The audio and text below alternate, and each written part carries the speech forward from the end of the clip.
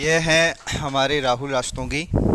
अभी उत्तराखंड के जो उत्तराखंड पीसीएस है उसमें इनका एएसओ की पोस्ट पर अभी सिलेक्शन हुआ है और टॉपरों में से एक रहे हैं।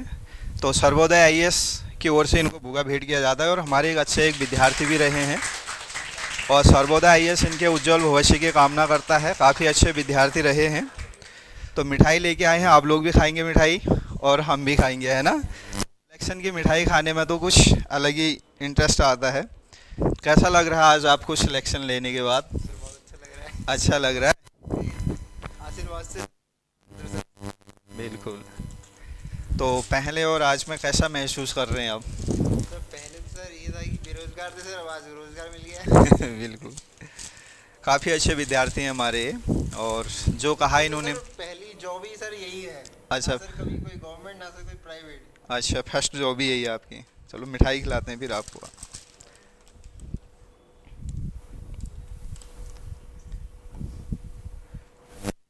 सिलेक्शन की मिठाई है, आपको बधाइयाँ हो ढेर सारी सर्वोदय आईएएस की ओर से। और ऐसे ही आप आगे ऊंचे पदों को ऐसे ही प्राप्त करते रहिए। असिस्टेंट स्टैटिक ऑफिसर बनने में आपको ढेर सारी बधाइयाँ। सर्वोदय आईएएस आपके हमेशा उज्जवल भविष्य की कामना करता है। आप हमेशा यूं ही ऊंचाइयों को छूते रहिए और राज्य सरकार को एक अच्छा अपना योगदान दीजिएगा। तो अपनी जर्नी के बारे में बताएंगे और माइक इनको दे देते हैं हम। थोड़ा इनका इंट्रोडक्शन करवा देते हैं। राहुल रस्तोगी, मैंने आपको बताया उत्तराखंड में अभी एएसओ की पोस्ट पर इनका सिलेक्शन हुआ है। असिस्टेंट स्टैटिक ऑफिसर के पद पर इनका फाइनली क्या हुआ है, सिलेक्शन हुआ है। यूके पीएससी ने एग्ज़ाम करवाया था। अभी पोस्टिंग कहाँ पर हुई आपकी? रुद्रपुर में इनके अभी पोस्टिंग भी हो गई है, ज्वाइनिंग मिल गई मतलब। तो आपके बीच में आए हैं। अभी कुछ समय पहले तक ये भी आप ही के बीच में ऐसे ही बैठे रहते थे। तो इनका एक प्रश्न होता था, सर सिलेक्शन होगा या नहीं होगा करके। एक डाउट रहता है, हर बच्चे के अंदर रहता है। आज आपके बीच में है और सबसे बड़ी बात है, इनको हम पर भरोसा था और हमको इन पर भरोसा था कि ये बच्चा रिजल्ट देगा ही देगा करके। हमको मुझसे आता सर, आपको भरोसा था। बिल्कुल, कि बच्चा हमें क्या करेगा, रिजल्ट देगा ही देगा करके। ऐसे ही जैसे आप लोग बैठे हैं ऐसे ही ये भी एक दिन बैठे थे और आपको भी जल्दी यहाँ आने का मौका मिलेगा। बट इनकी बातों को सुनिए, इनसे सीखे। हम तो आपको रोज़ सिखाते रहते हैं, तो आज इनसे सीखे आप लोग। तो मेरा नाम तो सर ने सबको बता ही दिया है और सर के आशीर्वाद से और मार्गदर्शन से मेरा चयन सहायक सांख्यिकी अधिकारी रुद्रपुर ब्लॉक में हुआ है और मेरी ज्वाइनिंग भी मिल गई है। और वैसे तो मेरे को सर के कोचिंग के बारे में किसी ने मुझे बताया नहीं था, मैं तो कहीं और कोचिंग ढूंढने निकला था, लेकिन मैंने चलो एक बार डीसी में देख लेते हैं। तो मैं घूमते घामते ये सर्वोदय आईएएस पे नज़र पड़ गई, तो मैं सर से ऊपर मिलने आ गया। फिर मैंने कहा सर मुझे कोचिंग थी, उन्होंने कहा बिल्कुल मिल जाएगा। तो मैं इससे पहले मेरा सहायक लेखाकार में चयन मेरे आधे पौन नंबर से रुक गया था फाइनल मेरिट में। तो मैं बड़ा निराश था, डिप्रेस था, लेकिन सर को पहले दिन से विश्वास था कि आपका सिलेक्शन होगा ज़रूर। तो सर के अच्छी कोचिंग से और जो है कि और मार्गदर्शन से मेरा सिलेक्शन हो अंतिम में जो है कि हो ही गया। फिर बाकी जो है भगवान से प्रार्थना है कि आप लोग जितने भी यहाँ बैठे हैं अपनी मेहनत से और जो है कि सर के मार्गदर्शन जो भी सर बताएं बिल्कुल एक एक स्टेप फॉलो करते रहें, आप लोगों को भी सिलेक्शन ज़रूर होगा। और फिर है कि मैं भी आऊँगा आप लोगों से मिठाई खाने के लिए।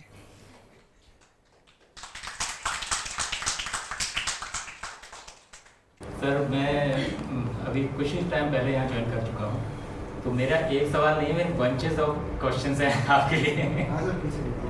पहला क्वेश्चन मैं लिख के लाया क्योंकि सर ने बहुत दिन से बोल दिया कि आने वाले हैं। तो पहला क्वेश्चन है कि किस विषय टॉपिक पर आपने सबसे ज़्यादा फोकस किया? मतलब देखिए सबसे ज़्यादा फोकस असल में मेरे जो एग्ज़ाम थे वो प्री और मेंस दो पार्ट में थे।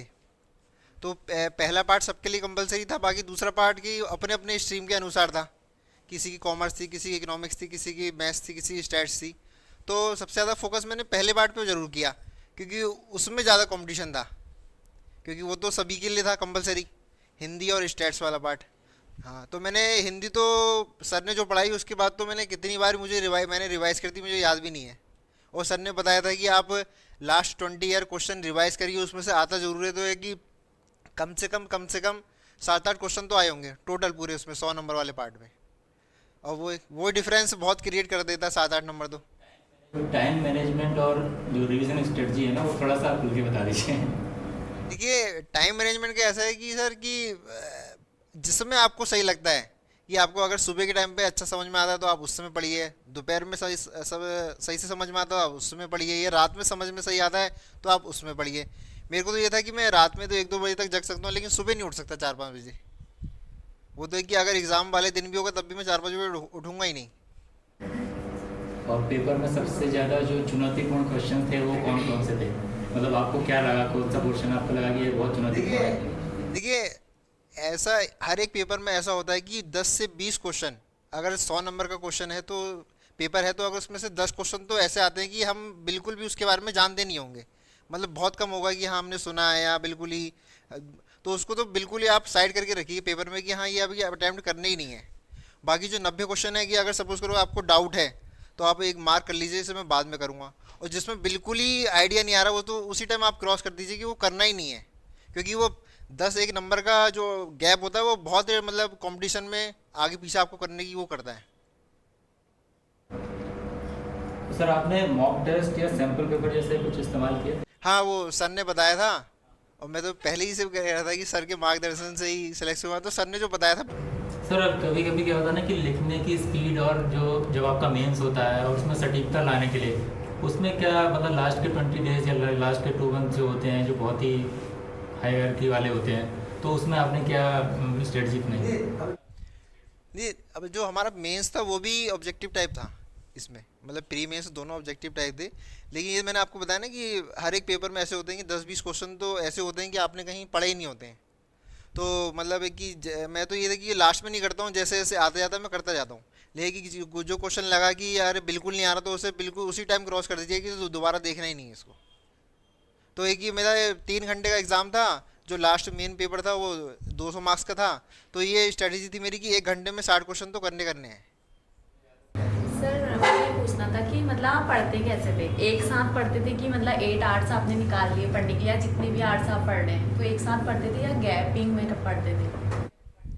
नहीं गैपिंग में, जैसे कि वो सुबह के टाइम पे ऐसा हुआ कि मतलब हिंदी पढ़ ली, और जैसे जब नींद वाला टाइम हुआ जैसे रात का 10-11-12 बजे तो वह न्यूमेरिकल पोर्शन वाला देखा।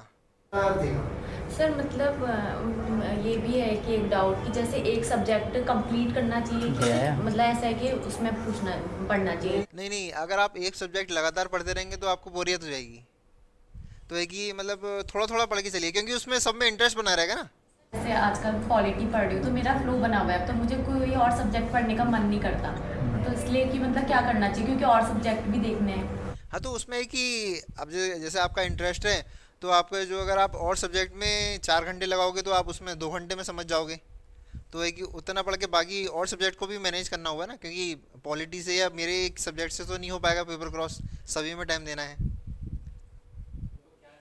और हाँ एक ज़रूरी बात है कि कभी भी आप क्वेश्चन अटेम्प्ट करें, सपोज करें उनने पूछा है कि भारत की राजधानी क्या है, तो अब सबको मालूम है कि न्यू दिल्ली है, लेकिन वो भी 2 बार ऑप्शन पढ़ने ज़रूर हुए, क्योंकि होता ना कि सरल क्वेश्चन भी बाई चांस होता है कि ABCD ऐसे करके दे रखा है, दूसरे क्वेश्चन में ABCD ऐसे करके दे रखा है, तो वो वहाँ मिस्टेक हो जाती है हमें सर्किल करने में।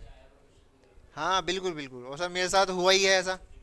जो सर ने सिर्फ जो नोट्स सर ने तैयार कराए थे, बाकी लास्ट जो प्रीवियस ईयर पेपर होते हैं वो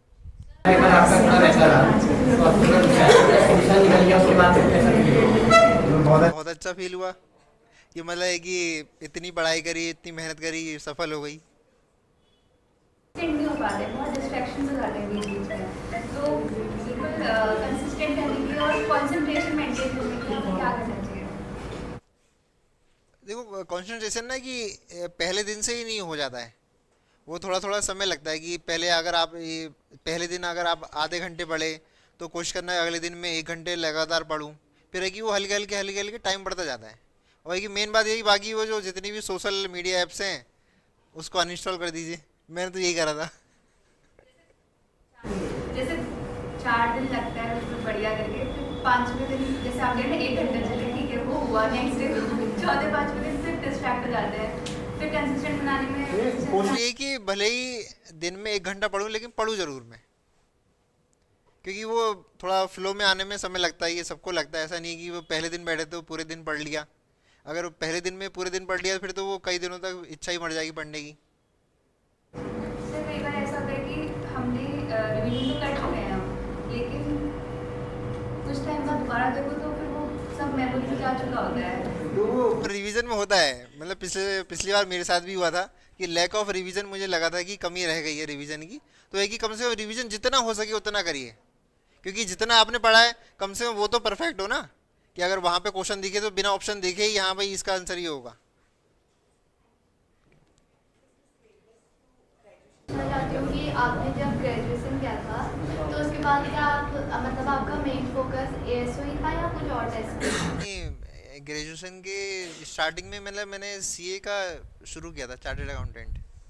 तो उसमें एक दो अटैम्प्ट मेरे निकल गए थे, लेकिन कुछ ज़रा प्रॉब्लम्स थी तो फिर आगे पढ़ाई नहीं हो पाई सही से, तो फिर उसे ड्रॉप कर दिया। उसके बाद फिर मैंने लॉ भी किया यहाँ हल्द्वानी से, वासुदेव से। फिर कुछ दोस्तों ने कहा कि यार गवर्नमेंट जॉब वैकेंसीज आ रही हैं अपनी स्ट्रीम की, तो भर लो। तो भरा तो वो पहले अटैम्प्ट में मतलब आधे पौन नंबर से रह गया, दूसरी बार ये भरा तो कि जैसे कि हम रिवीजन करते हैं, ठीक है, जैसे पेपर नज़दीक आते हैं, एक दो महीने रह जाते हैं, तो हमको शॉर्ट रिवीजन भी फटाफट रिवीजन हो जाए, इसके लिए क्या करना चाहिए? फटाफट के लिए कि जब हमने पहली बार जो पढ़ा होता है, जब पढ़ लिया उसका हम रिवीजन कर रहे हैं, तो वो एक ही शॉर्ट नोट्स बना लीजिए कॉपी में। तो एक ही जब आप एग्ज़ाम से एक दिन पहले तो सब कुछ तो रिवाइज नहीं हो सकता। हाँ वही, सिलेबस बहुत वास्ट होता है और प्रेशर भी होता है एग्ज़ाम का। तो एक कि पहले अगर हमारे शॉर्ट नोट्स बने होंगे कहीं पे, तो आप कि तुरंत, और शॉर्ट नोट्स में भी आप मेन पेन लिखेंगे तो एक कि तुरंत रिकॉल करने के लिए वो नोट्स काम आते हैं। तो उस टाइम पे मैं लास्ट में की डेट्स होती है एग्जाम्स के पास होते हैं, उस समय में क्या करना चाहिए?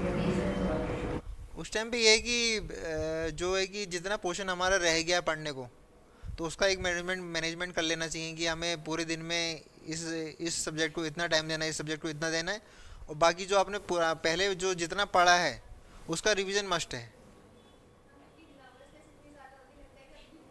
क्योंकि अगर आपने थोड़ा सा आपका पोर्शन रह गया है और आपने पढ़ा तो पहले के लिए बहुत है, जो सिलेबस आपने कवर कर लिया, तो उसका रिवीजन भी बहुत ज़रूरी है ना। हाँ।